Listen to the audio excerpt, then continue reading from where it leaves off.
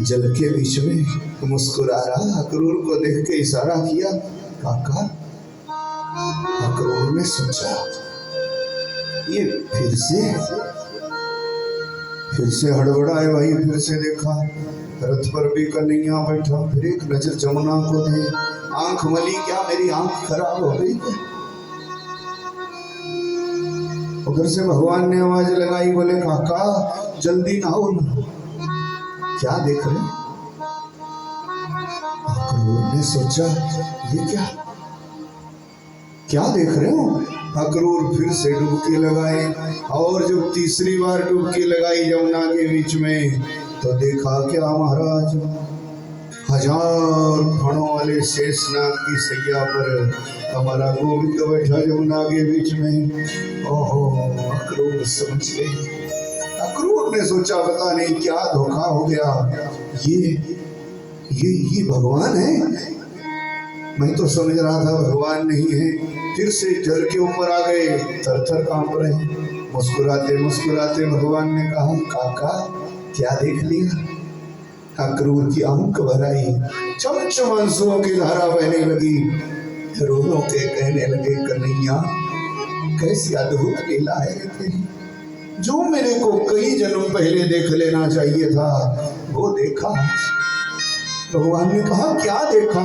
अक्रूर कह रहे, क्या कहूं लाला, कि न तो अस्मयाहम् त्वाम् अखिल हेतु हेतुम् नारायणं पुरुषम् अद्यम् अपयाययम्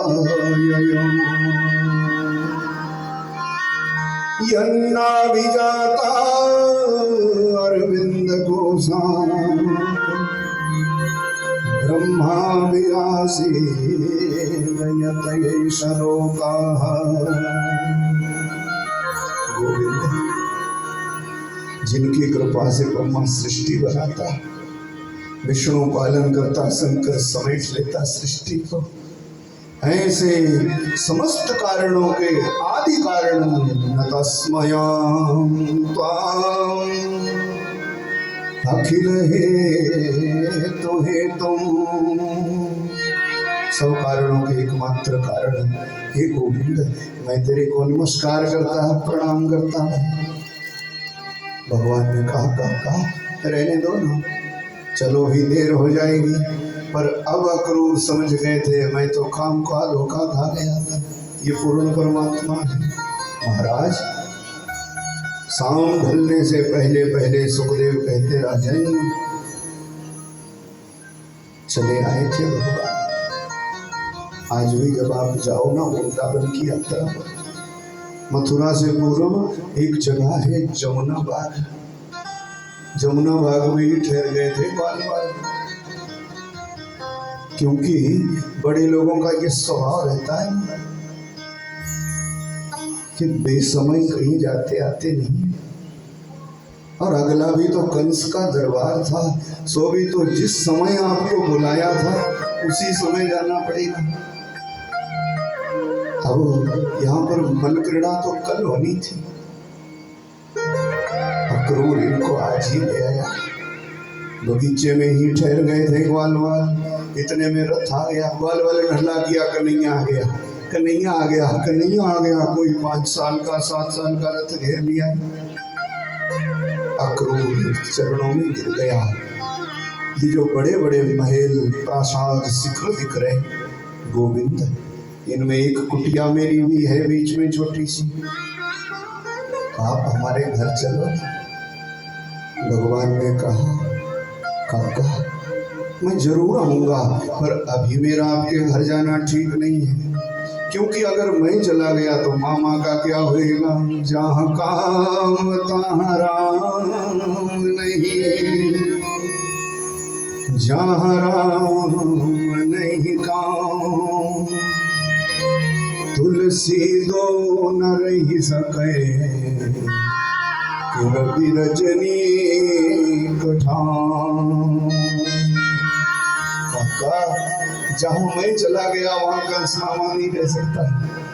और अभी वो जहाँ रहता है तब तक ही है जब तक मैं नहीं। सूरज और अंधेरा कभी एक साथ रह सकता है, इसीलिए आप चले जाओ, मैं आऊंगा। अक्रूर रोते रोते चला गया जी।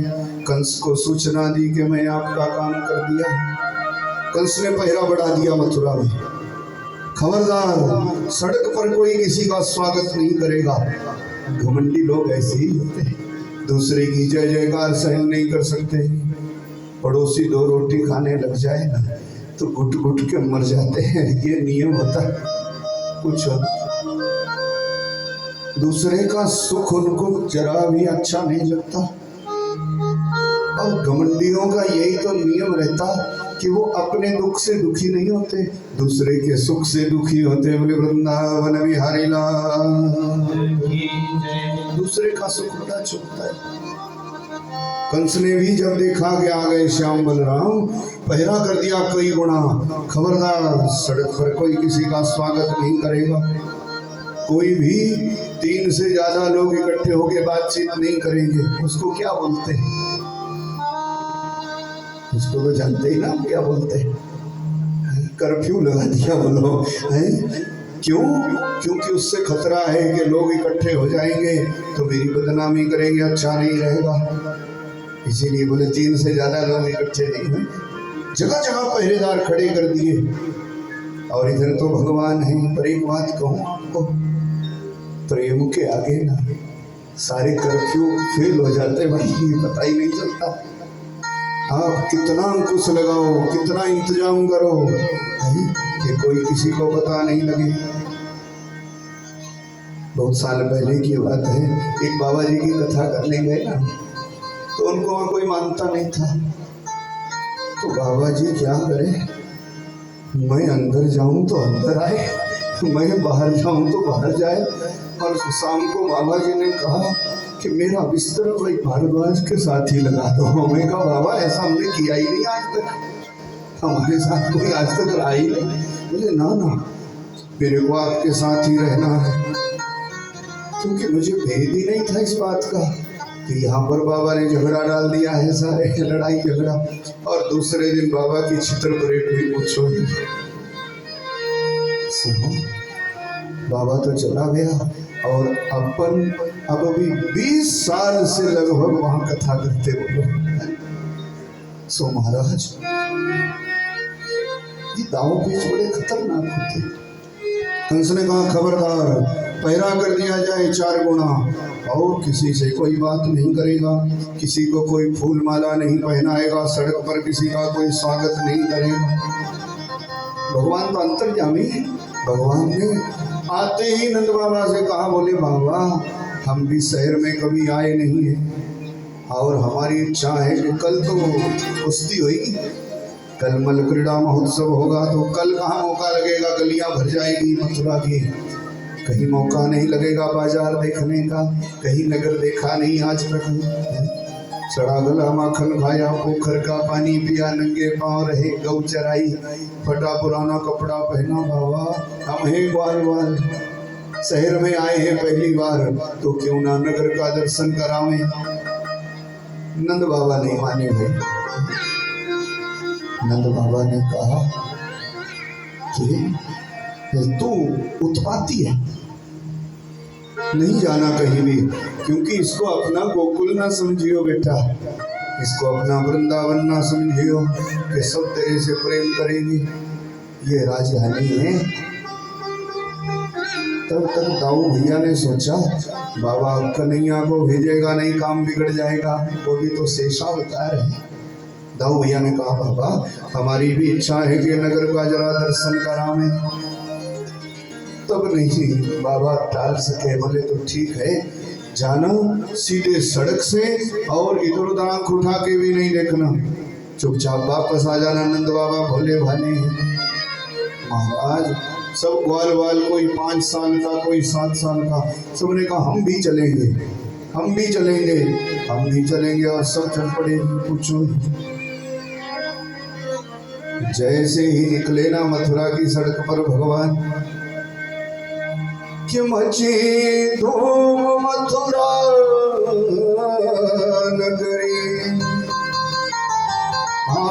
नंद कुमार, निधाए पुरलोक सब, गृह को काज विसार। श्याम बलराम आ गए, श्याम बलराम आ गए। जिसने सुना सब अपने अपने घर का काम काज छोड़ के आ गए महाराज। और माताएं सड़क पर जाती तो कैसे बाहर सिपाही खड़े हैं, खबरदार कोई किसी को फूल माला नहीं पहनाएगा। ये राज सत्ता का मद भी बहुत खराब होता है, क्या क्या उपद्रव करा देते लोग। कोई किसी को फूल माला नहीं पहनाएगा, किसी की जय जयकार नहीं करेगा। पर एक बात कही, जनता की ताकत के आगे किसी की चलती थोड़ी। महाराज माताओं ने कहा सड़क होएगी कंस राजा की, घर उसके बाप का थोड़े है। इसीलिए सब की सब अपने अपने महल की अटारी पर चढ़ के भगवान का दर्शन करने लगी और उसी का वर्णन कर रहे हैं कि प्रासाद शिखरा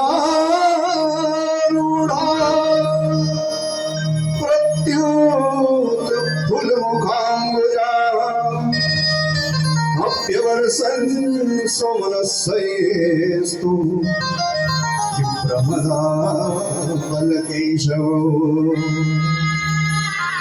माताओं ने सोचा सड़क होगी सरकार की, घर थोड़ी किसी के बाप का है, हमारा है, चलो अपने अपने महल की अटारी पर। और माताएं सड़क के दोनों ओर जो भवन थे ना, अपने अपने अटारी पर चढ़ गई और छुप छुप के कन्हैया को देखने लगी। जो जो देखता गया भगवान का हो गया। और माताएं तो भाई कहीं कहीं संत लोग कहते कुछ फूल लाई थी पास में। अभयावर्षं सोमनस्यस्तु चित्रमदा बलकेशव। कोई कोई माताएं फूल भी फेंकने लगी, ऊपर से फूल बरसाने लगी। और अगर इसका समर्थन भी ना करे ना विद्वान लोग, तो सुमन वृष्टि का मतलब अच्छे मन से किसी को निहारना, नजर देना, देखना भी तो सुमन वृष्टि होती। बोले नारायण भगवान की माता ने सुमन वृष्टि करी भाई, फूल भी बरसाया। और ग्वाल वाल का अभी एक बात और आपको बता दें,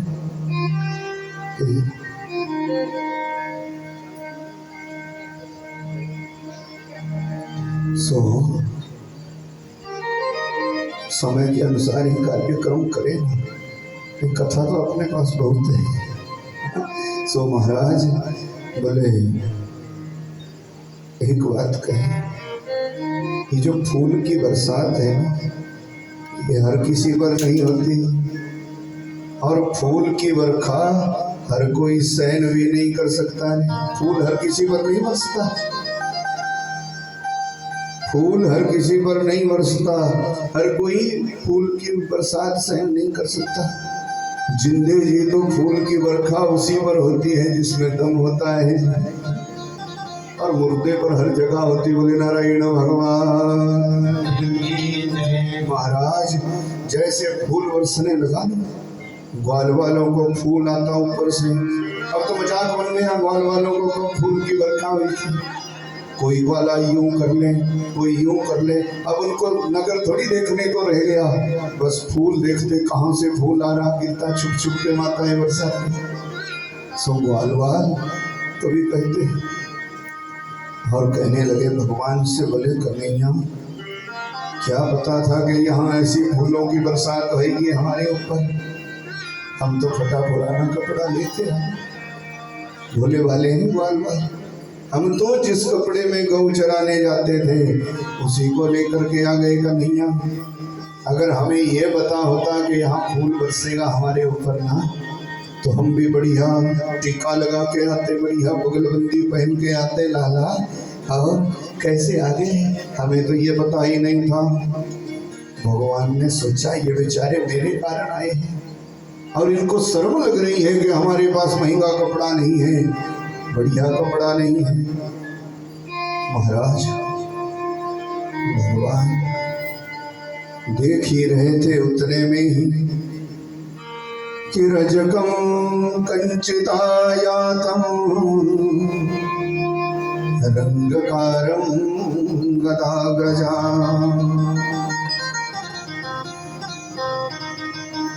भगवान ने देखा कंस का धोबी आ गया, कपड़ों की गठड़ियां लेकर के, साथ में नौकर चाकर भी चले।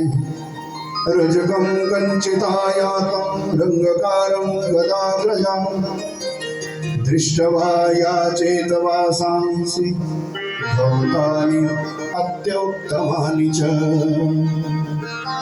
जानबूझ करके भगवान ने धोबी के पास गए, हाथ जोड़ लिए, बोले मामा जी आपकी गठड़ी में क्या है। अब कंस का धोबी भी कहा, जैसा रहन सहन होता है ना वैसी अकल हो जाती है। महाराज कंस के धोबी ने कहा क्या लेना देना तेरे को, कहां से आया है। भगवान ने कहा मामा जी हम तो वृंदावन से आए हैं, श्याम बलराम। ओहो, कंस ने सोचा कि महाराज ने आदेश दिया है, सब जगह खबर फैलाई है कि जो मेरे काल को मारेगा उसको महामंत्री बनाएंगे। और धोबी ने सोचा ये पदवी क्यों जाने दे, मोहर अपने हाथ में ले ले तो क्यों ना इनको अभी मार दे। अच्छा अच्छा ये महाराज के काल है, मुझों पर ताव लेते हुए धोबी, ये काल है महाराज कंस के। अरे कल नहीं आएगा बच्चों, पहलवानों की जरूरत नहीं पड़ेगी। और इसने लड़ाई झगड़ा शुरू कर दिया। धोबी ने कहा चले जाओ यहाँ से, तुम्हारे बाप दादों ने भी ऐसे कपड़े देखे नहीं है, महंगा कपड़ा है, शर्म नहीं आती, सड़ा गला माखन खाया, पोखर का पानी पिया, नंगे पाँव रहे, ऐसा कपड़ा देखा भी है कभी। और भगवान को आ गई हंसी, भगवान हंसने लगे। पूछो पीछे ग्वाल वाल है सैकड़ों खड़े, तो ग्वाल को कोई 5 साल का, कोई 7 साल का, सब कन्हैया के पास। तो भगवान हंस रहे और धोबी गुस्सा कर रहा। धोबी ने कहा तेरे को शर्म नहीं आती, इतना महंगा कपड़ा तेरे बाप दादे ने भी नहीं पहने। ये धोबी जानते हो कौन था? पहले मिथिला का धोबी था जी। धोबी ने धोबन धमकाई, रामचंद्र ने ये सुन पाई, वन में सीता भेजे राम, पतित पावन सीताराम। ये वही धोबी था जिसने राम राज्य का भी विरोध किया था। बोलो, ये वही था जिसने सीता जी का सिंहासन पर बैठने का विरोध किया। 13 महीने रावण के यहाँ रही और सबकी महारानी बना दिया। पैर पकड़ते रहो, अपनी पत्नी को पीटना था, कचूमर निकाल दूंगा तेरा, बोल सारा दिन कहाँ रही। सूचना भगवान राम तक पहुंची। राम जी को बुरा लगा, राजधर्म का पालन किया और धोबी के प्रति तो मन में आया कि बच्चा तेरे को एक मौका और देता, जा सुधर जा। भगवान ने इसको मौका दिया पर युग बदल गया, अब दुष्ट थोड़ी सुधरे। सीता जी को वनवास भी हुआ, 11,000 वर्षों तक भगवान ने राज्य लक्ष्मी का भोग नहीं किया। और महाराज ये धोबी बेचारा मथुरा का धोबी बन गया। आज भगवान फिर आए इससे मुलाकात करने। भगवान ने कहा मामा गठड़ी में क्या है, कपड़ा देंगे, पहन लेंगे, थोड़ा महंगा कपड़ा है बढ़िया। या चेतवा सांसि धौतानि अत्युत्तमानि च। ये धोबी तो आज भी गाली गलौज पर उतर आया।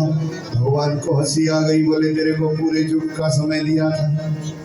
एक बात कही, समय सबको देता है भगवान, सुधरना ना सुधरना हमारे हाथ में है। समय सबको मिलता है और समय की चाल को जो पकड़ नहीं पाया फिर उसका कोई कुछ नहीं बना सकता है। सो महाराज ये धोबी तो आज भी गाली गलौज कर रहा, भगवान को हंसी आ गई। हंसी इसलिए आई कि तेरे को एक युग का समय दिया तो वैसे का वैसे ही रह गया, मैं अगला जन्म भी लेकर के आ गया। धोबी ने कहा चल चल यहाँ से, तेरे को पता नहीं इतना महंगा कपड़ा बाप दादे ने भी नहीं पहना होगा। ग्वाल वालों को तो अचंभा हो गया, अरे नगर में आए पहली बार, क्या नगर के लोग इतने नीरस होते, इतने निष्ठुर होते, बात भी ठीक से नहीं करते हैं। कन्हैया के पीछे एक 5 साल का ग्वाला खड़ा था, छोटा सा। भगवान को पीछे से कहने लगा, सुन, क्या इसकी मूंछ देख के डर गया? लाला डर गया? दिखा जरा पूतना वाला हाथ। भगवान ने कहा, चुप रहे, ये वृंदावन नहीं है, ये राजधानी। ग्वाले ने कन्हैया से कहा, घबरा रहा है क्या? दिखा जरा पूतना वाला हाथ। और सुन लाला, अगर तेरे से काम नहीं बनेगा तो तू हट जरा किनारे, मेरे को दे जरा मौका, पीछे मैं खड़ा हूँ।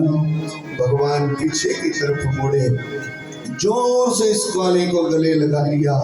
बोले, तुम्हारा ये भोलापन ही तो मेरे को तुम्हारा कर गया। बोले, वृंदावन बिहारी लाल। 5 वर्ष का बच्चा जो कुछ भी बोलता भगवान की आड़ में बोलता। बोले, तू मारना, और तेरे से काम नहीं बनता तो पीछे।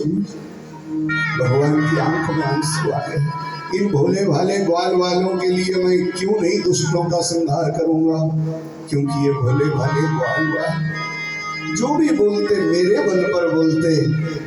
तुम्हारे कारण ही तो अवतार लेना पड़ा है।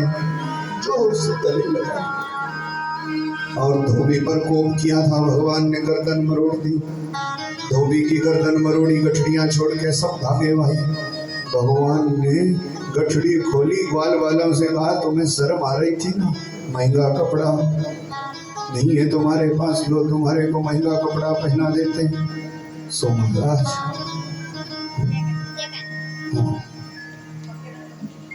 ठाकुर रखना है, ठाकुर रखना है। ठाकुर की जगह तो इधर है। मुन्नी ठाकुर को वहां क्यों करे? ठाकुर को इधर रखे, हम आएंगे रखेंगे। निजपति रामचंद्र भगवान की जय। महाराज, भगवान ने कपड़ों की गठड़ी खोली और सबको दिया जी कपड़ा। सबने महाराज लिया। अब ये थे ग्वाल वाल, कोई 5 साल के, कोई 7 साल के, और कपड़ा था बड़े बड़े पहलवानों का। महाराज बैठ जाओ, बैठ बैठ बैठ बैठ जाओ सर। बोले, नारायण भगवान की जय। ग्वाल बाल बेचारे भोले भाले, सो छोटे छोटे, कोई 5 साल का, कोई 7 साल का। अब कपड़ा भगवान ने सबको दिया, एक एक, लो भाई महंगा कपड़ा पहनो, नगर में आए हैं, छोटा मोटा क्यों पहनेंगे? ग्वाल वालों को ये भी पता नहीं लगे, बड़ा बेढंगा कपड़ा था ना, नाप का थोड़े था। ग्वाल वालों को यही पता नहीं लगे कि ऊपर का कपड़ा कौन है, नीचे का कौन है। किसी ने लिया कुर्ते की जगह पायजामा ही फंसा लिया। सीधे साधे ग्वाल वाल बेचारे भोले भाले। और किसी ने अगर सीधा भी पहना कपड़ा तो सुखदेव कहते, राजन वो भी 1.5 हाथ की बाजू आगे लटक रही, अब कहाँ जाए? इसीलिए कपड़ा बढ़िया नाप का ही पहनना चाहिए। कहीं कहीं बेढंगा कपड़ा पहन के हम जाते ना, तो ना उठ सकते, ना बैठ सकते, ना चल फिर सकते। और बेढंगा कपड़ा लेकर के किसी सभा में जाओ तो मजाक बन जाता है। इसीलिए कपड़ा तो बढ़िया होना चाहिए। और मैं तो कहता अपने संस्कार और संस्कृति के अनुरूप ही होना चाहिए। बड़ी भागवत भगवान। महाराज, ग्वाल बाल बेचारे कपड़ा लेकर के चले, पर अब कैसे चले? सड़क भी साफ हो रही साथ साथ में। भगवान ने सोचा, अच्छा अब इनको ये कपड़ा भी ठीक नहीं है। आगे दर्जी की दुकान आई तो कपड़ा काट छांट करके बढ़िया करा दिया, सजे। फिर भगवान को लगा था ब्रजवासियों का नियम है और हम सनातनियों का कोई ना कोई नियम तो होना चाहिए। कपड़ा बढ़िया होना चाहिए, माथे पे टीका होना चाहिए और गले में कंठी होनी चाहिए। बिना गुरु के न रहो सदगुरुदेव भगवान। सो महाराज, भगवान ने सोचा अब ये सब तो चल रहे, पर गले में अब इनको ये है कि हमारे पास माला नहीं है, माथे पर टीका नहीं है। आगे सुदामा माली का घर आया था तो वहाँ चले गए, फूल मालाएं पहनाई सब ग्वाल वालों को, कपड़ा भी महंगा हो गया, फूल माला भी हुई, खुश हो गए। और शाम भी हो आई थी, इतने में नगर देखते देखते आगे गए तो एक कुबड़ी दासी थी, कंस की कुब्जा है जिसका कंस भृत्या त्रिवक्र नामा। भगवान ने देखा चंदन का कटोरा लेके जा रही, भगवान ने कहा क्या है तेरी इस कटोरे में? चंदन है महाराज, कंस को हमारा घिसा हुआ चंदन बड़ा प्रिय है। सो भगवान ने कहा तो एक काम करना, मेरे ग्वाल वालों को भी चंदन प्यारा है, चंदन का टीका लगा दे। कुकड़ी को भी भगवान बहुत अच्छे लगे और इसने लिया जी, सबको लगा दिया चंदन का टीका। बदले में भगवान ने क्या किया जानते हो? खेल खेल में जैसे ही चंदन का टीका अंत में लगाया ना भगवान को, ग्वाल वाल तो सज ही गए। जैसे टीका भगवान को लगाने लगी कुकड़ी, भगवान ने पदभ्याम आक्रम्य द्वयंगुलया प्रपदे उतान पाणिभ्याम। भगवान ने एक पैर रखा कुब्जा के पैर पर और ठोडी को 2 उंगलियों से उचका दिया है। जैसे भगवान ने थोड़ा उचका दिया तो इसके सारे कुबड़ सीधे हो गए और सर्वांग सुंदरी बन गई। शर्म लगी इसको, कहने लगी हमारे घर चलो। भगवान ने कहा मामा से मिलने के बाद वापस चली गई और चंदन का टीका लगाने नहीं गई। फिर भगवान गए थे जहाँ शिव जी का धनुष रखा है और सबके देखते देखते भगवान ने बोलो 60,000 सैनिक पहरा दे रहे, धनुष की रक्षा कर रहे, हवा भी नहीं जा सकती। पर प्रभु की लीला कैसी है, जब भगवान गए ना धनुष उस जगह में तो भगवान ने क्या किया, ग्वाल बाल देखते ही रह गए। भगवान ने कहा ये इतनी भीड़ क्यों है यहाँ पर? बोले शिव जी का धनुष है जिसकी खातिर कल यज्ञ होने वाला है। भगवान ने कहा तो भीड़ क्यों है? सैनिकों ने कहा ये धनुष जिसके हाथ से टूटेगा उसके हाथ से कंस मर जाएगा, इसीलिए बड़ी भारी पहरेदारी है इसकी। भगवान ने कहा अच्छा। ग्वाल वालों से कहा मैं भी जरा जा करके देख लूं। ग्वाल वाल तो देखते ही रह गए और भगवान तो भगवान है ना। जैसे ही धनुष के स्थान को चले तो आगे पहरे पर सैकड़ों सैनिक खड़े थे। भगवान ने उनको जरा अलकावली घुमाई, क्या आंख का इशारा किया और महाराज 500-700 सैनिक तो देखता ही रह गया। ओह आंख कितनी सुंदर है, अरे बालक देखा आज तक ऐसा नहीं देखा, आंख कितनी सुंदर।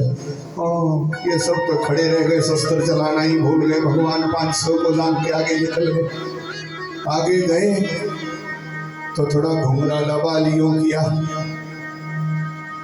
थोड़ा बाल घुंघराला, कहने लगे अरे बाल है पर क्या है कुछ हो ही ना। बोलो 500-700 और निकल गया, क्योंकि हमारे भगवान की हर एक लीला अद्भुत है।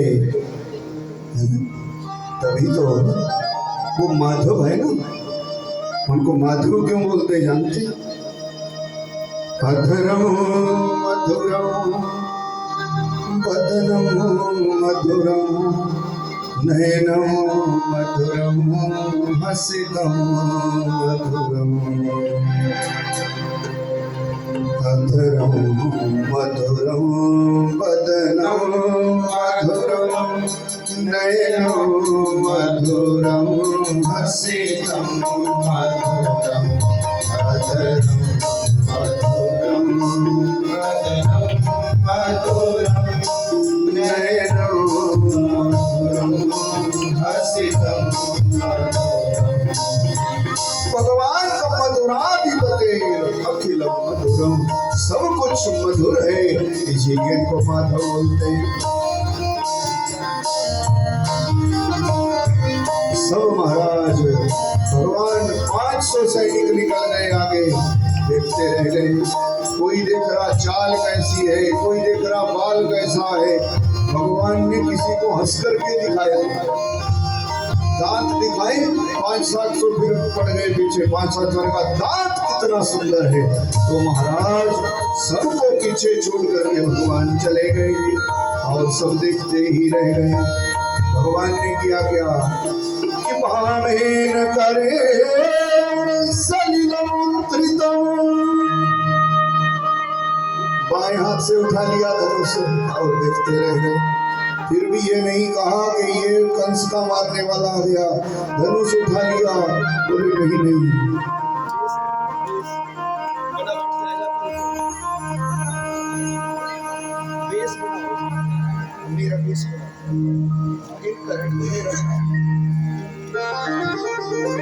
बोले श्री रामचंद्र भगवान।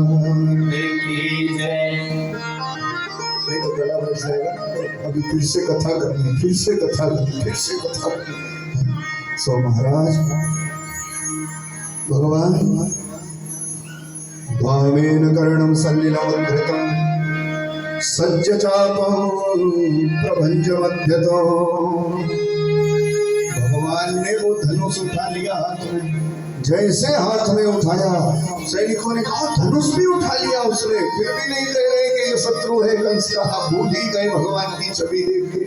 धनुष उठाया, जैसे ही भगवान ने दोनों हाथ से पकड़ा, सज्ज चापम च प्रभंज मध्यतम यथेक्षुदंडम मदयुरुक्रमाहु। सुखदेव कहते ये धनुष ऐसे टूट गया जैसे हाथी के द्वारा ईंट का डंडा टूट जाए। जैसे हाथी गन्ना तोड़ देता वैसे टूट गया।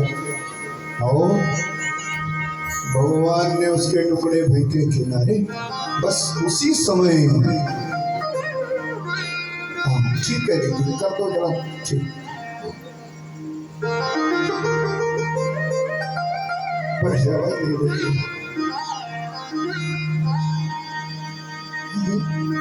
बढ़ जाओ सारे चुपचाप। आज पता लगा कि यहाँ पर कोई मास्टर भी मुझे नारायण भगवान। ठीक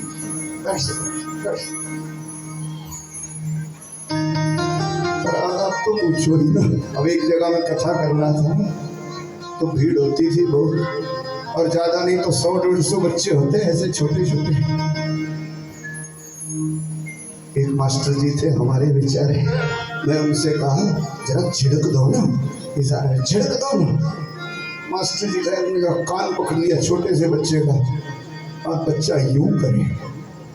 मेरे को दूर से दिखा।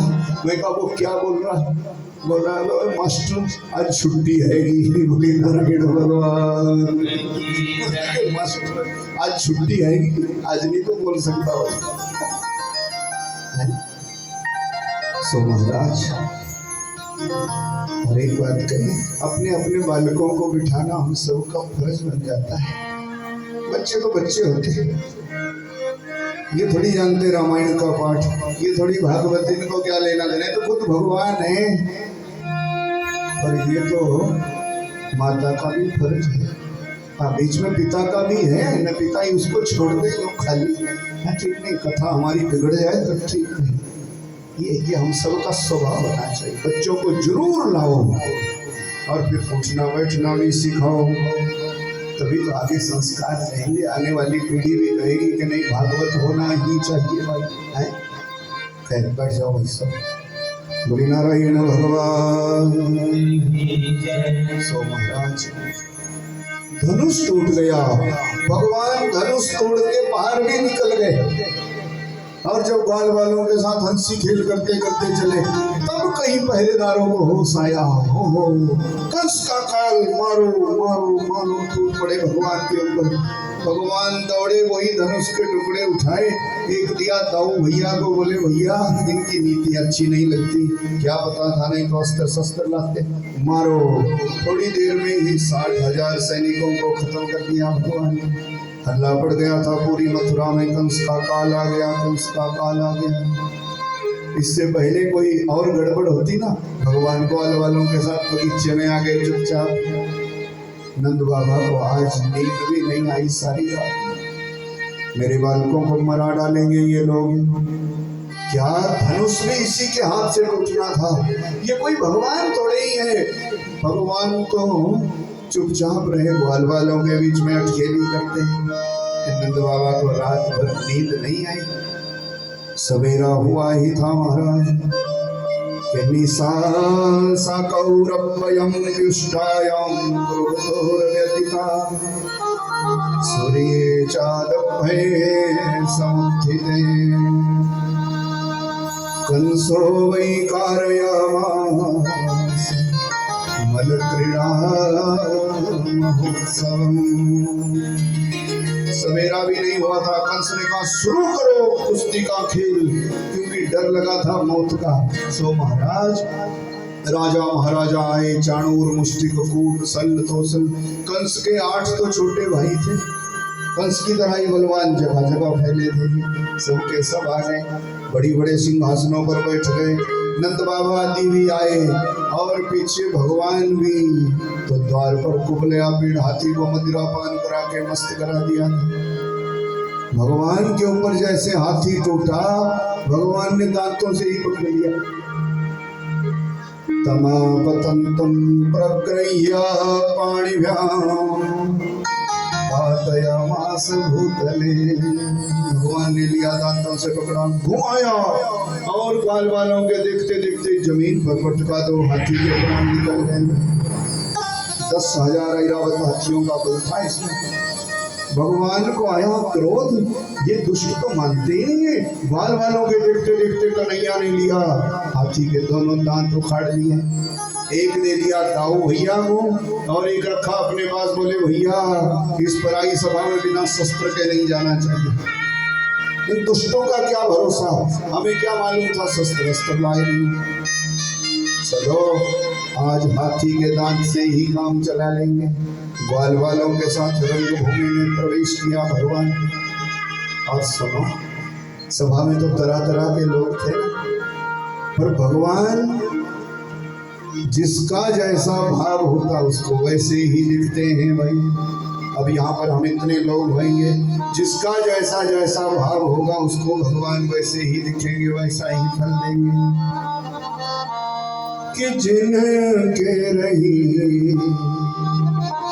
भावना देसी, प्रभु रति दिन देखी ऐसी।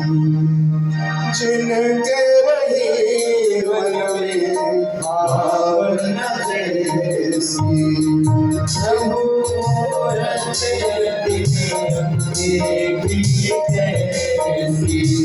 प्रभु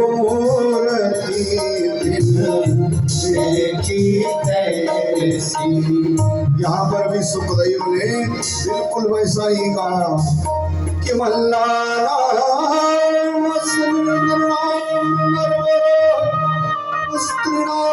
स्मरो मूर्तिमान गोपानाम स्वजनवास्ता शास्ताम शिवभुजाम स्वापित्रो शिशो। बाबा को लगा मेरा कन्हैया आ गया, ग्वाल वालों को लगा हमारा सखा आ गया जी, और जितनी माताएं थी उनको लगा जसोदा का लाला कितना सुंदर है, ऐसा पुत्र हमारा होता हम भी धन्य हो जाती। और जितने थे पहलवान सबको भगवान बड़े भारी पहलवान के रूप में दिखाई दिए। कोई पहलवान आ गया, डर गए सब के सब। और कंस ने जब भगवान को देखा, जैसे ही निकले कंस को जब देखा, कंस की 20 फुट ऊंचे सिंहासन पर बैठा, जैसे दरवाजे से आते आते भगवान पर नजर पड़ी ना, कंस और भगवान की नजर जब आपस में मिली तो कंस ने कैसे देखा क्या आ गया। सुखदेव कह रहे राजन कि मृत्यु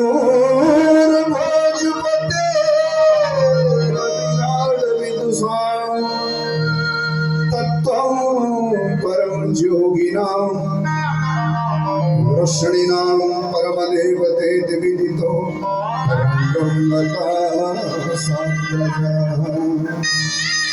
ग्वाल वालों ने देखा हमारा कन्हैया।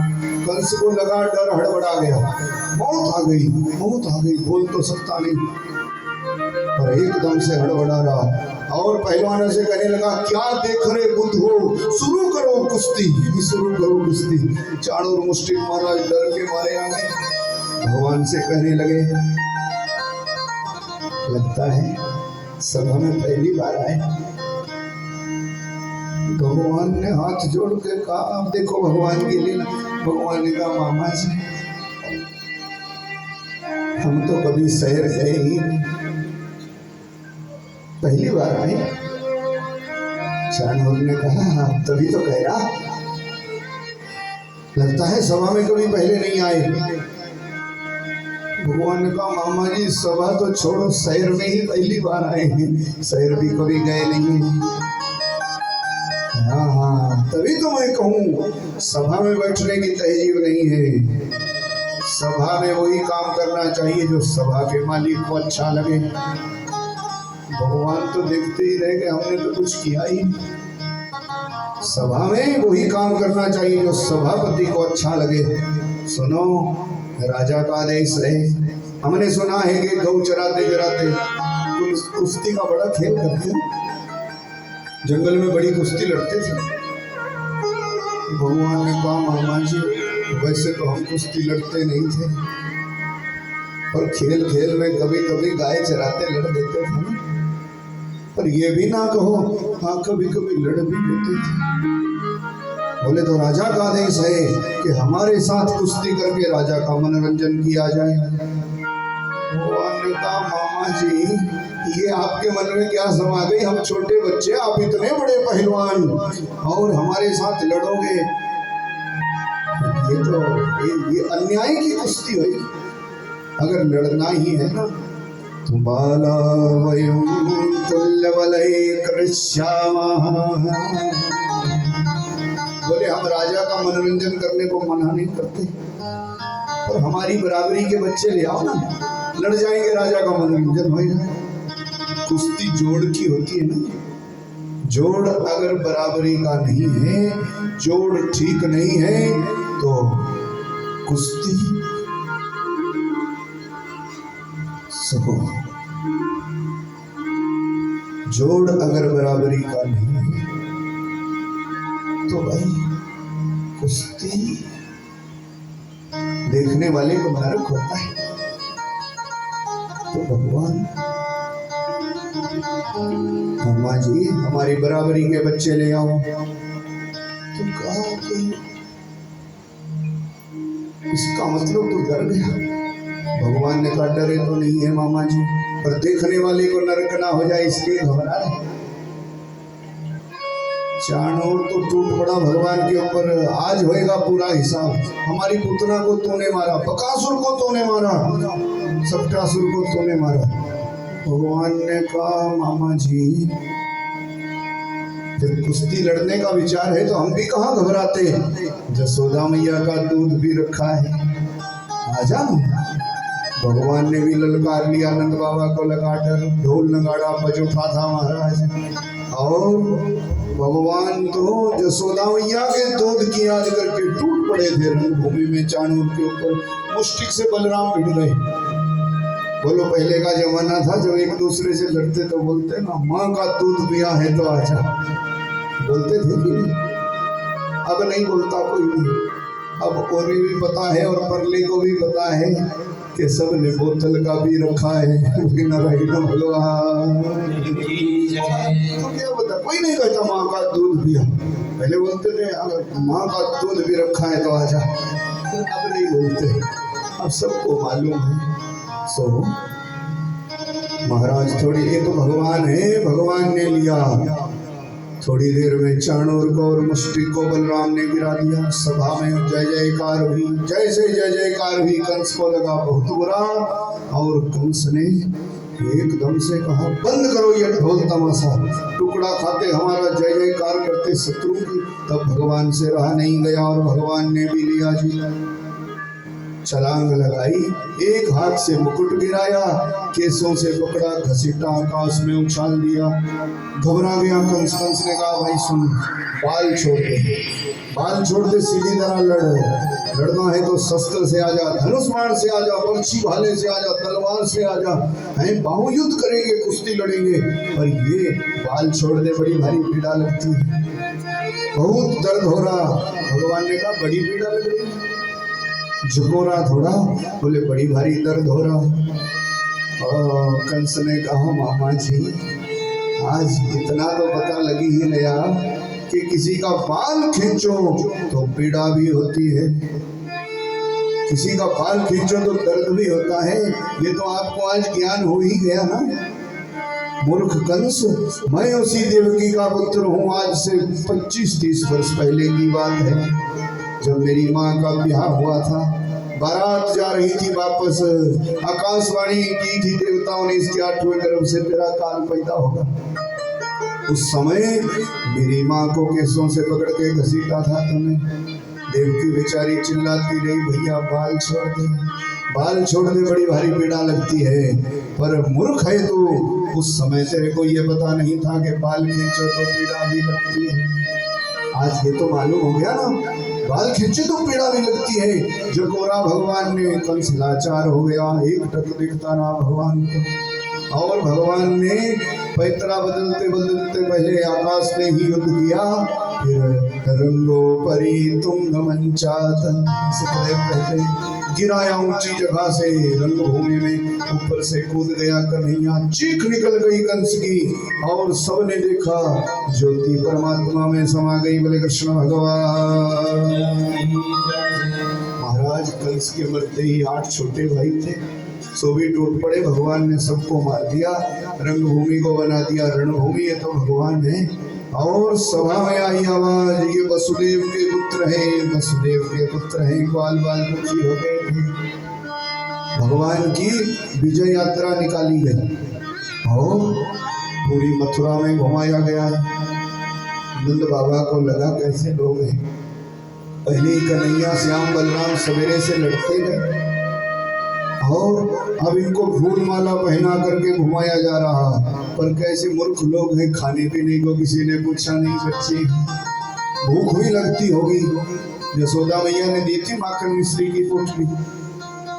अंतर्जामी है भगवान, सो हाथी से लगाई छलांग, भीड़ को चीरते चीरते कन्हैया आ गया नंद बाबा के पास। बोले बाबा भूख लगी है। नंद बाबा ने सोचा किसी का भी पुत्र होगा, पर प्रेम हमसे कैसे बंधा है इसका मतलब। भगवान ने जबरदस्ती बाबा को बिठा दिया भीड़ के बीच में, गोद में बैठ के माखन मिश्री खाई, थोड़ा विश्राम किया। वही आज मथुरा का विश्राम घाट हो गया। बोले नारायण भगवान। विश्राम घाट का महत्व है क्या? सो महाराज कभी जाओ मथुरा विश्राम घाट। सो अनेकों घाट है लाइन में। उद्धव घाट है, कोई जानकी घाट है, कोई सीतापुर को कैसा घाट है, वसुदेव घाट है, द्रौपदी घाट है। कभी जाओ तो दर्शन करो। वहीं पर प्रसिद्ध है विश्राम घाट। तो भगवान ने जो विश्राम किया ना, सो विश्राम घाट हो गया। महाराज शाम को ग्वाल बाल चले गए बगीचे में, और भगवान आ गए महलों में। यथाविधि कंस आदि का अंतिम संस्कार आदि की व्यवस्था करी गई, उसकी बड़ी कथा है। सो दूसरे दिन भगवान गए थे मिलने ग्वाल वालों से। ग्वाल वालों ने महंगा कपड़ा भी फेंक दिया। जब कन्हैया ही अपना नहीं है तो महंगे कपड़े से क्या करेंगे। नंद बाबा की आंख भर आई है। भगवान सब ग्वाल वालों के पास जा जा के पूछते हैं। बोले लाला मैं तन सुखा, मैं भगवान कह रहे तू मेरा मित्र। ना ग्वाल वाल कह रहे हमारी आपकी मित्रता कैसे हो सकती, हम साधारण लोग हैं, आप राजा के बेटा हैं, हमारी आपकी कैसे बराबरी हो सकती। नंद बाबा से भगवान ने कहा बाबा दुनिया भले ही कुछ बोले, पर हम तो आपके ही बेटा रहेंगे। जाओ यशोदा मैया को समझाना, हम ग्वाल बाल है बाबा, थोड़े समय में आएंगे और यहाँ का कामकाज देख के अपने वृंदावन का भी कामकाज संभालेंगे। मैया की रखवाली करना, गायों की रक्षा करना बाबा। ग्वाल बाल चले गए, जैसे प्राण रह गए मथुरा में, खुद चले गए वृंदावन। यहाँ पर भगवान का जनेऊ संस्कार किया गया। विद्या पढ़ने को भगवान संदीपनी मुनि के यहाँ उज्जैन में गए, 64 दिनों तक रहे। 14 विद्या 64 कला पाई। क्या अर्थ है उसका? भगवान को क्या जरूरत है कि वो गुरु के पास जाए विद्या सीखे, पर दुनिया को सिखाया कि अगर संसार में मैं भी आ जाऊं तो गुरु के बिना मेरी भी गति नहीं है। बोले सदगुरुदेव भगवान। इसलिए जाकर के विद्या पूर्ण हुए भगवान। गुरु दक्षिणा में गुरु का पुत्र दिया, सब जानते कथा। और गुरु पुत्र लौटा करके गुरु माता को प्रसन्न किया तो वापस आ गए। नाना के साथ राजकाज में हाथ बंटाने लगे थे भगवान। और महाराज अब कल का कन्हैया बांसुरी वाला नहीं, कल का ब्रज का ग्वाला नहीं, कल का यशोदा का लाला नहीं, कल का राधा का सांवरिया नहीं। अब हमारे भगवान मथुराधिपति बन गए महाराज। अब तो भगवान जब बैठते भी है ना, तब भी उनको भोजन कराने को 5-7 दासियां लग जाते जी। कोई पंखा करने लगता जी, कोई हाथ बांध करके खड़ा रहता। और अब तो भगवान के पास अगर मिलने को भी जाना हो ना, तो बाहर आवाज करते पहरेदार सावधान, मथुराधिपति कृष्णचंद्र भगवान। बड़ा नाम हो गया कन्हैया का। पर धीरे धीरे धीरे जब आया था लाला, तब हट्टा कट्टा था। और जैसे जैसे समय चलता गया, सब कुछ होते हुए भी मथुरा में हमारे भगवान कमजोर होने लगे थे। ऐसी सुंदर कथा है, कमजोर हो गए। क्यों? क्योंकि अपने वृंदावन की बड़ी भारी याद आती भगवान को। कोई इस बात को समझ नहीं पाया। कभी कभी भगवान को भोजन करते करते मैया के माखन मिश्री की याद आ जाती है, बिना खाए ही उठ जाते। और कोई नहीं कहता अब क्यों नहीं खाया। धीरे धीरे कमजोर हो गए थे भगवान। रोज का नियम था, शाम का जब समय होता महल की अटारी पर चले जाते और दूर अपने वृंदावन का दर्शन कर लेते जी। वहीं से देखते रहते कहाँ चले गए वो दिन। कहाँ किसी भी घर में चले जाओ, प्रेम से माखन खाओ, कोई उत्पात करो, कुछ बोलता नहीं था। यहाँ तो भोजन करने लगते ना, तो भी 5-7 लोग खड़े हो जाते। भगवान को तो केवल प्रेम प्यारा है और पूछो ही ना। बाट निहारे घनश्याम,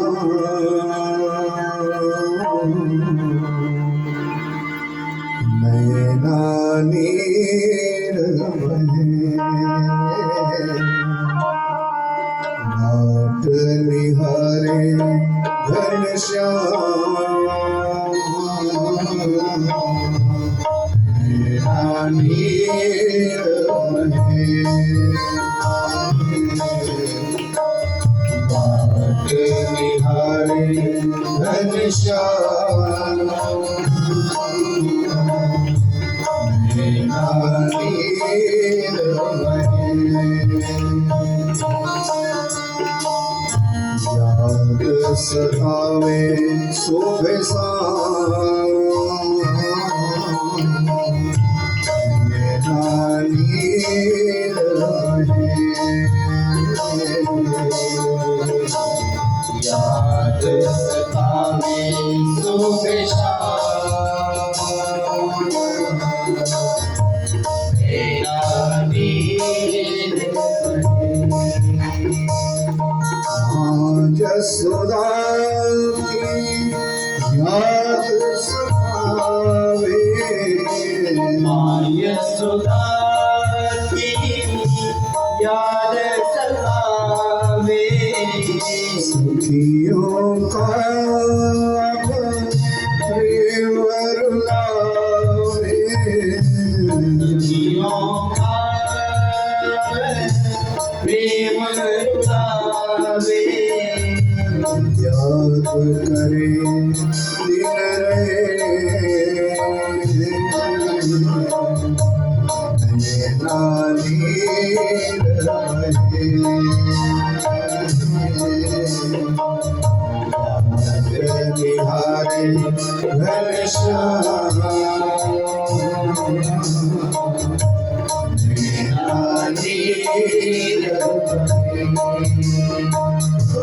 का नियम हो गया, महल की अटारी पर चले जाए भगवान और अपने गोकुल को, अपने वृंदावन को देख करके समय बिता लेते। वही कमजोर होते गए धीरे धीरे।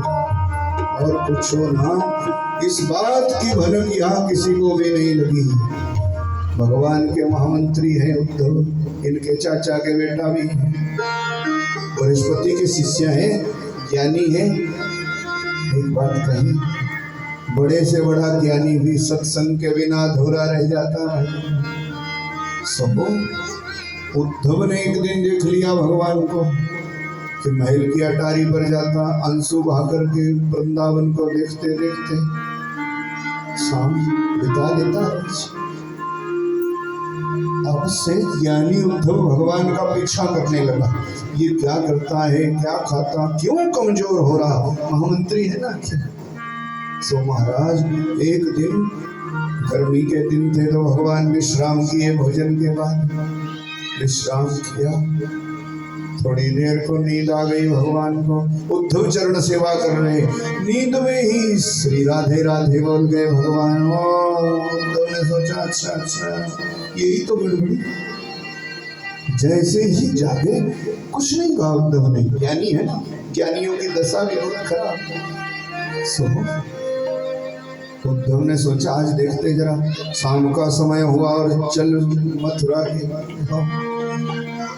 महल की अटारी पर चले गए। दर्शन कर रहे वृंदावन का, शोभा रहे भगवान मैया जसोदा को याद कर रहे, गोपांगनाओं को। पीछे से उद्धव आ गया। उद्धव ने कहा मैं समझ गया, कमजोरी का कारण यही है। भगवान ने कहा उद्धव क्या कर, तेरे को आज सच कह दूं, आज सच कह दूं, मोहे ब्रज विसरत नाही, अरे मोहे ब्रज विसरत नाही, मोहे ब्रज विसरत नाही, विसरत नाही, भूलत नाही, विसरत नाही, भूलत नाही, मोहे ब्रज विसरत नाही, मोहे ब्रज विसरत नाही। वृंदावन नहीं भूलता है। उद्धव की कथा को, वक्ता को आह्वान, और उद्धव की कथा 10-15 मिनट में नहीं, ये उद्धव गोपी संवाद है, उद्धव श्री राधा संवाद है। उद्धव का 6 महीने तक ब्रजमंडल में रहना, ये तो 7 दिन की कथा में भी कम पड़ जाता है। ये तो उद्धव के प्रसंग को हमने स्पर्श कर लिया थोड़ा, क्योंकि आप लोगों ने कह गए उद्धव की कथा सुनाई जाए, पर ये वादा है यहाँ पर तो अपना आना हो या ना हो, पर कभी भी कथा के माध्यम से भगवान हमारे को मिलाए और मेरे को ये ध्यान आ जाए तो ज्यादा नहीं 3 घंटे जरूर सुने। उद्धव की कथा वक्ता को आह्वान है और श्रोता का तो अंग अंग खोल दे के पूछो, ज्ञानी क्या जाने प्रेम की भाषा। उद्धव ने कहा कन्हैया अब तो ग्वाला नहीं रह गया, राजा बन गया है राजा, अब तेरे को नियम का पता तो होना ही चाहिए। भगवान ने कहा उद्धव ये प्रेम में नियम कब से आने लग गया, मेरे को अपनी मैया की बहुत याद आती, जिसको मैं रोते रोते छोड़ के आ गया, जो गाय मेरी याद में घास खाना भूल गई थी, जो बाल बाल जिनका मैं प्राण था उनको मैं रोते रोते छोड़ के आया, कैसे भुला दूं उनको, मेरे को वृंदावन भूलता नहीं आता। अब कोई ऐसा ज्ञानी होता उनको कह देता मेरी याद ना करे, तब तो मैं भी उनको भुला देता। उद्धव ने कहा मैं जाऊंगा जरा उनको, मैं समझा दूंगा। भगवान ने कहा उद्धव, ये जो मेरे ब्रजवासी हैं ये ज्ञान की भाषा नहीं जानते। तेरे जैसे ज्ञानी की बात कैसे समझेंगे? तू वेद उपनिषदों की बात करेगा, वेद की भाषा तो ज्ञानी जान सकता है, प्रेमी थोड़ी ही जान सकता है। ये मेरे ब्रजवासियों की समझ में नहीं आएगा। उद्धव ने कहा बाबरा ना बन, सबको एक एक चिट्ठी लिख दे, चिट्ठी लिख दे, मैया जसोदा को भी, ग्वाल वालों को भी। ओ भगवान ने कहा प्रेम को संदेशो दो पाठी ना पठावे, प्रेम को संदेशो दो पाठी ना पठावे, प्रेम को संदेशो दो पाठी ना पठावे। भगवान ने कहा उद्धव, प्रेम का संदेश चिट्ठी से थोड़ी जाता, प्रेम का संदेश चिट्ठी थोड़ी बोल सकती, कागज के टुकड़े से प्रेम को कैसे तोला जा सकता? क्या मुंह दिखाऊंगा उस मैया को मैं जिसने प्राण हर दिए मेरे लिए, आंख फूट गई है उसकी रो रो करके। भगवान ने कहा अच्छा तू ज्ञानी है उद्धव, तू जा, एक दिन को भी तेरे जैसा ज्ञानी चला जाएगा ब्रज में तो मेरे ब्रजवासियों का भी उद्धार हो जाएगा। उद्धव घमंडी था, भगवान ने सोचा कि तू चला जाएगा तेरा भी बेड़ा पार हो जाएगा। उद्धव महाराज, उद्धव ने कहा मैं जाऊंगा तड़के में, बोल क्या संदेशा देना है? भगवान ने आंसू पोंछे अपने और कहा बस चले जाना, इतना ही बहुत है। तू बड़भागी है, तू वृंदावन जाएगा उद्धव, तू मेरी मैया का दर्शन करेगा, तू गोप बालाओं का दर्शन करेगा। उद्धव भोले भाले ब्रजवासी है ना, बड़े ज्ञान की भाषा नहीं जानते, उनको ज्यादा दुखाना मत, सबको कह देना मैं ठीक ठाक, बस तू ब्रज चला जाए उतना ही बहुत है, अपने आप समझ जाएंगे ना वो तेरे को देख। सबको कहना मैं ठीक ठाक, बाबा को कह देना कि तुम चिंता न करियो बाबा, हम आवेंगे दो भाई, मैं और बाबू भैया आएंगे, चिंता ना कर, थोड़े दिन में आएंगे। गायों की रखवाली करना, ग्वाल वालों को संदेशा दिया, गोपियों को संदेश दिया। उद्धव ने कहा जो तुम मैया मैया करना ना लाला, उस जसोदा मैया को भी तो क्या बोलना है जरा बोल दे। उद्धव उठ के रो पड़े भगवान उद्धव के आगे और कहने लगे उद्धव मैया को कुछ नहीं चाहिए, क्या जसोदा को नहीं बोलना कि तू ठीक ठाक है? बोले उसको क्या बोलना, तो पहले ही जानती मैं कैसा, उससे क्या छुपाएंगे, झूठ बोलेंगे वो पहचान जाएगी। भगवान ने उद्धव को पकड़ लिया, रोते रोते कहने लगे क्यों धो मैया को सुनियो, तेरो लाला दुख पावे, मुख न धोता बिनु कोई, कनुआ कहीं ना बुलावे। मैया बहुत दुखी हो गए, जसोदा मैया को कह देना बड़ा भारी दुखी, यहाँ पर किसी ने आज तक कनुआ नहीं कहा मेरे को, हाथ जोड़ के सब बोलते राजा धीराज महाराज कृष्णचंद्र, ये मेरे को घमंड तो प्यारा। मैया कनुआ सुनने को कान तरस गए तेरे बिना, माखन मिश्री का तो नाम भी नहीं है, बड़े बड़े पकवान व्यंजन बनते हैं, मन नहीं लगता तेरे बिना।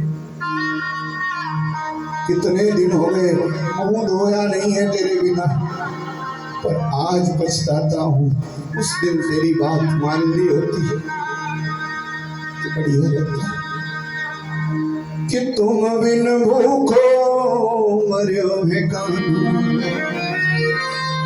बाट निहारी निहारी पछतावे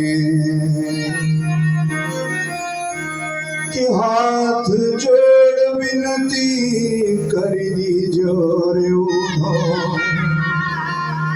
श्याम तोरा ऋणी कहावे। कभी तेरा ऋण नहीं भूलूंगा। हाथ जोड़ के भैया को विनती करते। उद्धव को यह सब मजाक लगा।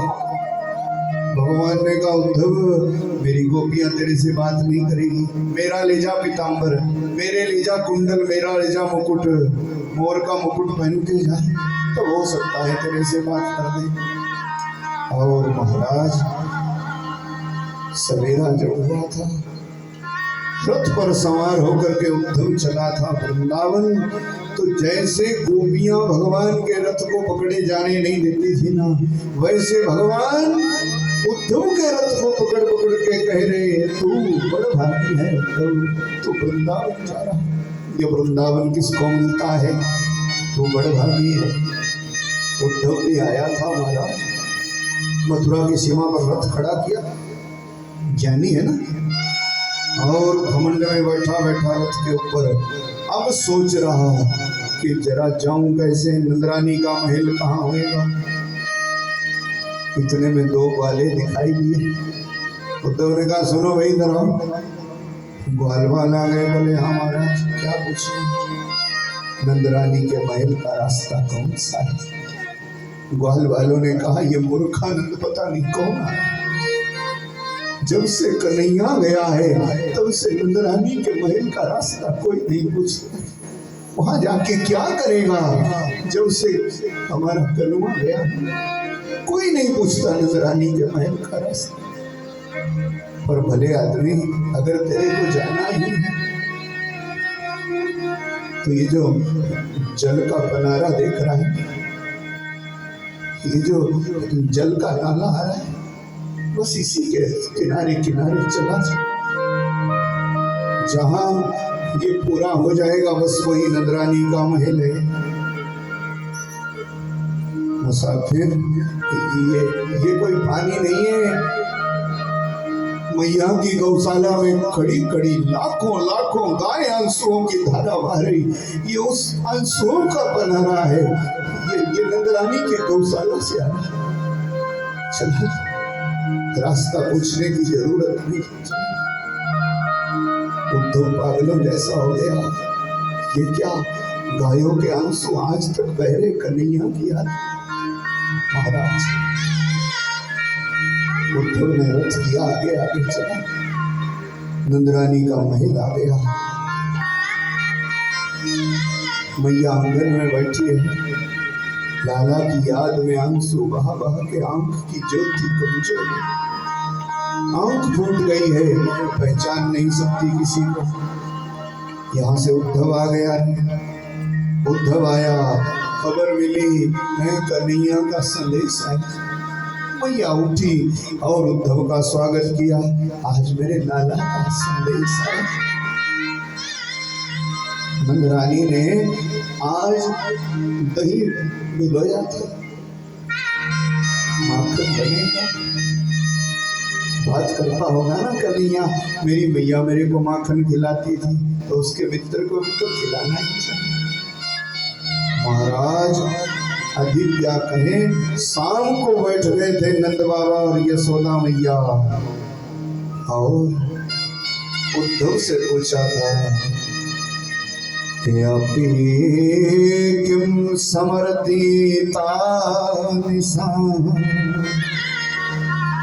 क्या कभी वो वसुदेव का पुत्र हमारे को भी याद करता है, कभी उन दिनों को भी याद करता जो ब्रजवासियों के साथ बिताए। उद्धव तो देखता ही रह गया।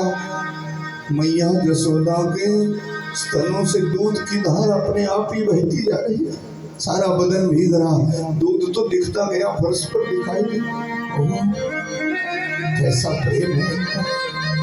ज्ञानी उद्धव को रात में कई बार नींद आने लग गई थी, पर नंद बाबा यशोदा मैया बार बार कह रहे। एक बार उसने 7 दिनों को गिरिराज उठा लिया एक बार उसने बकासुर को मारा, अघासुर को मारा, क्या नहीं किया, पर अब वो तो बड़ा आदमी, क्या कभी याद करता हूँ महाराज सवेरा हो गया था और जिन गोपियों को देखने की इच्छा थी उद्धव की, सवेरा हुआ है तो देखा क्या कि निशा व्यतीता कृष्णस्य नंदस्य अनुचरस्य राजन् गोप्यः समुत्थाय निरूप्य द्विमान् वास्तोन समर्पय रचया दधीनमंथन। इन गोपियों को भी शाम को पता लग गया कन्हैया का कोई दोस्त आया है। सबने शाम को दही पिलो दिया था और ब्रह्म मुहूर्त में सब जागी, अपने अपने घर की झाड़ बुहार सफाई करी, देहली पर दीपक जलाया। ब्रह्म मुहूर्त में हमारे घर द्वार में प्रकाश होना ही चाहिए। जिस घर में ब्रह्म मुहूर्त में प्रकाश होता है, ध्यान रखना, ब्रह्म मुहूर्त में हर एक द्वार पर लक्ष्मी माता आती है और देखती कि मेरे नारायण का भजन कहाँ हो रहा। जहाँ भगवान का भजन होता, जहाँ ब्रह्म मुहूर्त में उजाला होता जी, वहां पर लक्ष्मी आकर के आशीर्वाद देती और किसी तरह की कोई कमी नहीं रहती। भगवान भी प्रसन्न हो जाते। ब्रह्म मुहूर्त में उठ जाना चाहिए। आजकल उल्टा हो गया, 2 बजे तक हम सोते नहीं हैं और सवेरे 10 बजे तक जागते नहीं हैं। आज सवेरे सवेरे हर एक द्वार को अंधेरे में देख करके लक्ष्मी माता श्राप दे के चली जाती है। बोले क्यों तेरे को ये घर बार दिया, क्यों तेरे को मनुष्य जन्म दिया कि यहाँ पर ना नारायण की पूजा ना प्रकाश, तो जा श्राप देती, थोड़े दिन में मैं भी चली जाऊंगी। इसलिए हर द्वार जगमगाना चाहिए ब्रह्म मुहूर्त। गोपियों को अनपढ़ कहते हैं ना, पर सबसे पहले क्या किया, घरों को झाड़ा बुहारा, निरूप्य द्वीपान् वास्तुं समर्थय रचया दधीनमंथन। दही मथने लगी थी कि दधी मथी के माखन लियो कियोगे को काज। तब सब मिल पानी चली ब्रज की सुंदरी बाँ। यहाँ से गई थी गोपियाँ, वहां से आ गए थे उद्धव, बीच में हो गया टकराव। और बोलो ये तो उद्धव ज्ञानी है, बैठे हैं तिलक लगा के। गोपांगना ने कहा यही है वो, इसको पहले तो देखा ही नहीं, सो आया कन्हैया का मित्र लगता है। और कुछ माताएं कहने लगी मित्र भी इतना बेईमान है, मुकुट भी उसका ही ले आए, कपड़ा भी उसका ही पहन रखा है, पास में जाके रथ के आसपास घूमने लगी, रथ भी उसी का है। इसका मतलब ऐसे भिखारी मित्र हैं कन्हैया के, बोलते वो राजा बन गया। तो उद्धव को लगा बहुत बुरा। उद्धव ने कहा पता नहीं है, मैं तुम्हारे को संदेश देने आया हूँ, हमारे राजा को दुखी ना किया करो। अब वो तुम्हारा कन्हैया नहीं है, मथुरा का राजा है और राजकाज में बाधा आती है। हमारे राजा को दुखी ना करो। भगवान का अगर चिंतन करना है तो मन से करो चिंतन। गोपियों ने कहा ये ज्ञानी अलग ही आ गया। बोलो नहीं। उन्होंने कहा उद्धव बहुत अच्छा किया है, आपका ज्ञान भी बहुत बढ़िया लग रहा है, पर तेरे ज्ञान की भाषा हम क्या जाने, हम तो सीधा जानती है। तो बता ये मन कितने होते हैं। उद्धव ने कहा मन केवल एक होता, उसको भगवान में लगाना चाहिए। बोले तो तू बाबरा है, बाबरा पागल को बोलते हैं, तू पागल है। ऊंधो मन न भय 10-20, बोले 10-20 मन होते तो तेरे भगवान का भी भजन कर लेती। एक कहूँ तो सो गयो श्याम संग राधे। अब तेरे ईश्वर का भजन किस मन से करें, एक ही मन था सो कन्हैया ले गया। महाराज उद्धव के पास कोई जवाब ही नहीं था। भगवान उद्धव ने कहा तो शाम सवेरे भजन कर लिया करो। गोपांगनाओं ने कहा उद्धव शाम सवेरे की बात थोड़ी है, यहाँ पर पता ही नहीं लगता भाई।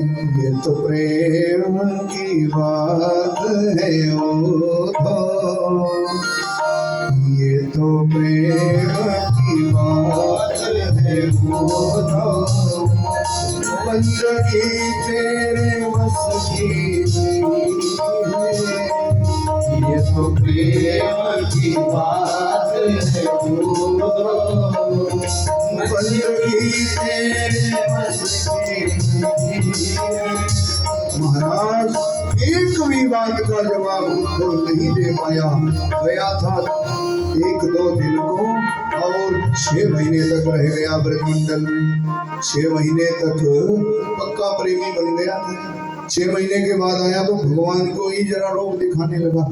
लाला तूने अच्छा नहीं किया उनको छोड़ करके।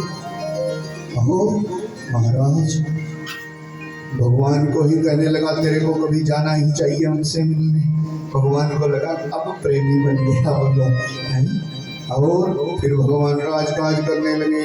कंस की रानियां थी अपने पिताजी के पास गई। जरासंध ने 17 बार चढ़ाई करी मथुरा पर। भगवान ने विश्वकर्मा के द्वारा समुद्र के बीचों बीच एक नगरी का निर्माण कराया और काल जवन को भस्म करके भगवान सीधे चले गए। रातों रात जदुवंशियों को सोते सोते ही उस नगर में भेज दिया और अपने आप काल जवन को भस्म किया।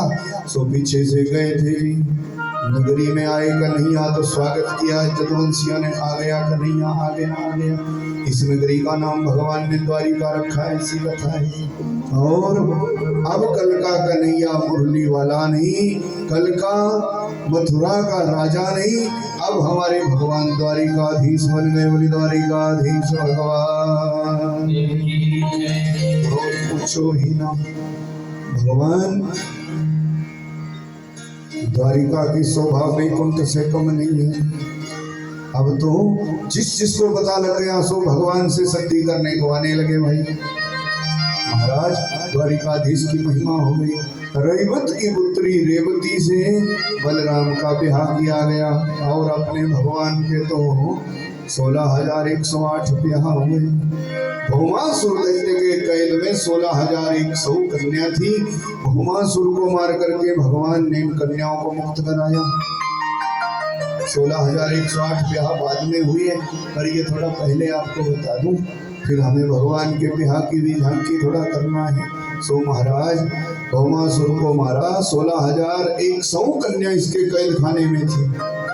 भगवान ने इनको जेल से निकाला। अब बोलो जिसकी इज्जत नहीं रह गई उसको दुनिया अपनाए कभी। सब रो रो के कहने लगी कन्हैया हमारे को द्वारिका में ले चलो। तेरे महलों में झाड़ू पोछा करेंगी, तेरी साफ सफाई करेंगी, तेरी नौकरी देंगी कन्हैया, पर समाज में हमारी कोई इज्जत नहीं, हमसे कोई ब्याह नहीं करेगा। भगवान ने कहा जिसका कोई नहीं है ना उसका परमात्मा होता है। साफ सफाई क्यों करोगी, तुम्हारा क्या कसूर है। उस दुराचारी को हमने खत्म कर दिया। अब भगवान ने सबका हाथ पकड़ करके उनसे ब्याह करके उनको अपनी रानी बना लिया। ऐसे भगवान की 16,100 रानी और 8 पटरानी है भगवान की। मुख्य रानी है राजा भीष्म की कन्या रुक्मणी। भगवान की ये जो 8 पटरानी है ना, ये 8 प्रकृति है कि भूमिरापहन लोके वायुमनोबुद्धिरेव च अहंकार मितिरियम में भिन्ना प्रकृतिरष्टधा। 8 प्रकृति भगवान की 8 पटरानी। किसी को भगवान स्वयंवर से लाए और किसी को शर्त जीत करके लाए, किसी से प्रेम में बहा कर लिया। भगवान के अन्य विवाहों की कथा कहेंगे कल। पहले कह दें कि विदर्भ देश के राजा भीष्म की कन्या है रुक्मणी। 5 इसके भाई है। ये यज्ञ कुंड से पैदा हुई महालक्ष्मी का अवतार है। और नारद जी कह गए थे इसको भी तेरा पति द्वारिकाधीश रहेगा। तब से इंतजार कर रही कि द्वारिकाधीश से मेरा ब्याह होगा। यद्यपि बड़े भाई ने इसको चेतीराज शिशुपाल को देने का फैसला कर लिया है। शिशुपाल भी बारात लेकर के आ गया था, स्वयंवर का समय भी आ गया था, 2 दिन बच गए थे ब्याह में। रुक्मणी ने सोचा कि अब ये काम कैसे होगा, द्वारिकाधीश का कहीं पता नहीं है। और रुक्मणी ने 7 मंत्रों की एक चिट्ठी लिखी थी, सो दे दी थी ब्राह्मण के हाथ के, जाओ द्वारिका में द्वारिकाधीश भगवान को दे दो। उसमें लिखा था कि आपसे परे गुणवान और आपसे परे सुंदर दुनिया में कोई है नहीं। और ये हम नहीं जानते कि श्रुत्वा गुणान भुवन सुंदर शृण्वतां निर्विश्य कर्ण विपरैर हरतो अंगतापम्। हमने आपको देखा नहीं और हमने गुरुजी से आपकी कथा सुनी है, तो बोलो द्वारिकाधीश जिसकी कथा इतनी सुंदर होगी वो कितना सुंदर होगा। जब गुरुजी ने आपकी कथा इस ढंग से सुनाई तो इसका मतलब आपसे सुंदर कोई है नहीं। कर्ण में बरैर हरतो अंगतापम्।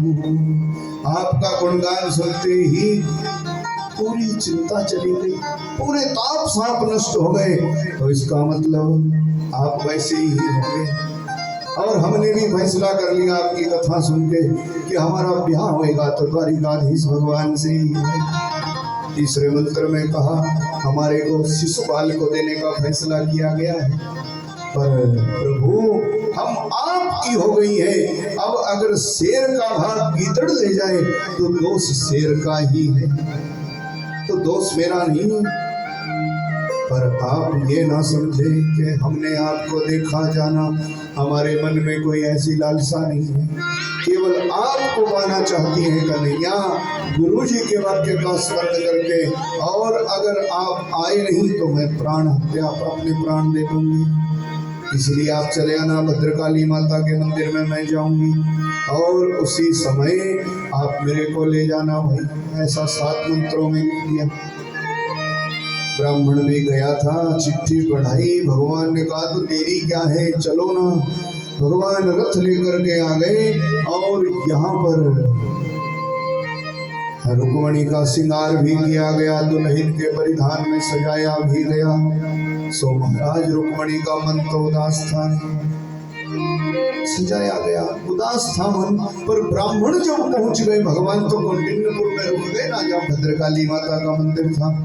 और भगवान जैसे ब्राह्मण देवता आया, रुक्मणी को हो गया भरोसा कि ये सच्चा काम करके आया है। बस तभी तो निमला वाले हारा वाले मन प्रसन्न हो गया और मन में कर लिया फैसला, अब मेरा ब्याह होगा द्वारिकाधीश भगवान से। तो रुक्मणी का श्रृंगार होने लगा, सजने लगी। यहाँ पर भी भगवान के ब्याह की झांकी होगी। तो हम हमारे साथ साथ प्रेम से बोलो, निमला वाले हारा वाले दे नाल, निमला वाले हारा वाले दे नाल, निमला वाले हारा वाले दे नाल, हारा वाले दे नाल, कुंडला वाले दे नाल, हारा वाले दे नाल, कुंडला वाले दे नाल, हारा वाले दे नाल, कुंडला वाले दे नाल, हारा वाले दे नाल, कुंडला वाले दे नाल, निमला वाले हारा वाले दे नाल, निमला वाले हारा वाले दे नाल। भगवान आएंगे, थोड़ा ताली बजाओ ना, नहीं तो 11 भी बज गए। और कहीं मैं बैठा बैठा इतनी सो गया तो आप बैठे रहिए, थोड़ा सावधान रहो। मैं बैठा बैठा इतनी सो गया तो फिर आपका क्या होएगा, पता है।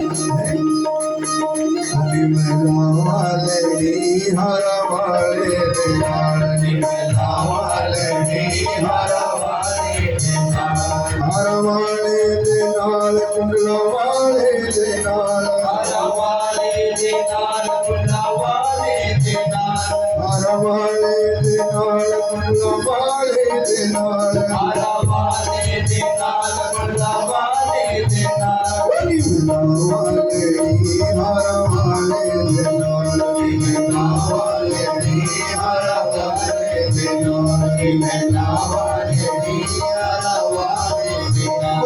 द्वारिकाधीश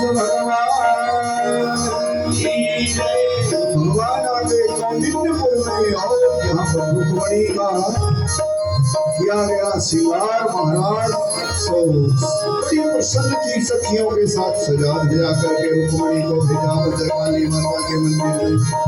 वहीं आए थे भगवान, वहीं से रुक्मणी का हरण कर लिया। मेरे साथ साथ मनोभाव से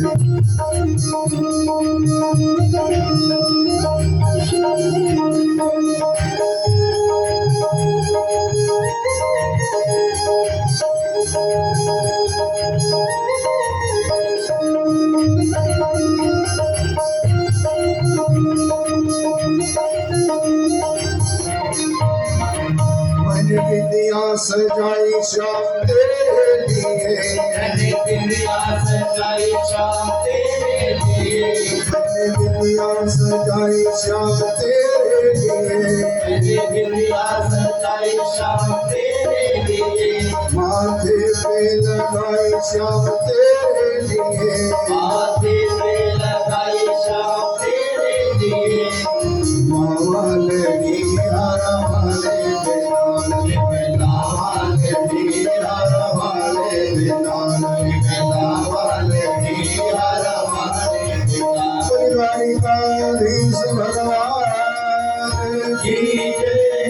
भगवान आज मंगलमय बिहार है हमारे यहाँ भी। भद्रकाली माता के मंदिर से ले गए हरण करके भगवान, और किसी की खुशी का ठिकाना नहीं है।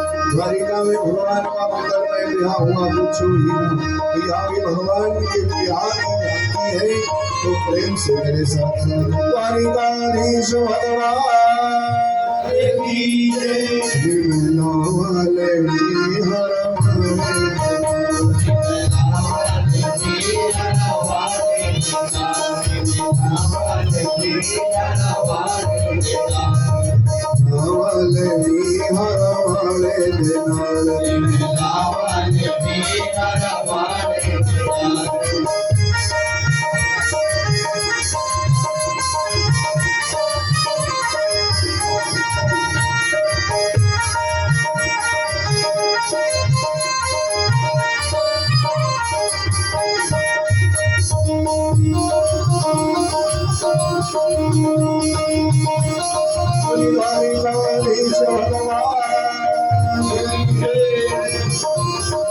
चूड़िया बनाई श्याम तेरे लिए, चूड़िया बनाई श्याम तेरे लिए, मैंने चूड़िया बनाई श्याम तेरे लिए, मैंने चूड़िया बनाई श्याम तेरे लिए, हाथों में बनाई श्याम तेरे लिए, हाथों में बनाई श्याम तेरे लिए,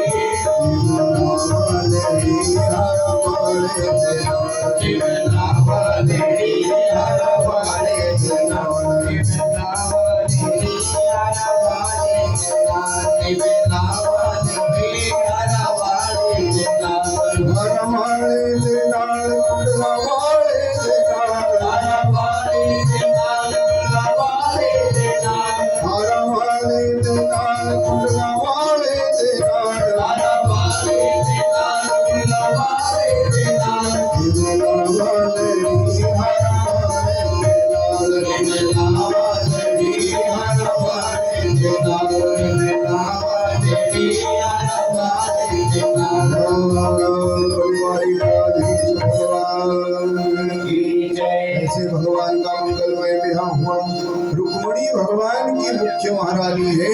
सो और ब्याहों की चर्चा तो कल करेंगे। बढ़िया लग रहे भगवान, बढ़िया लग रहे। दुल्हा बने गोपाल जोड़ी का जवाब नहीं, दुल्हा बने गोपाल जोड़ी का जवाब नहीं, दुल्हा बने गोपाल जोड़ी का जवाब नहीं, जोड़ी का जवाब नहीं, जोड़ी का जवाब नहीं, जोड़ी का जवाब नहीं, जोड़ी का जवाब नहीं,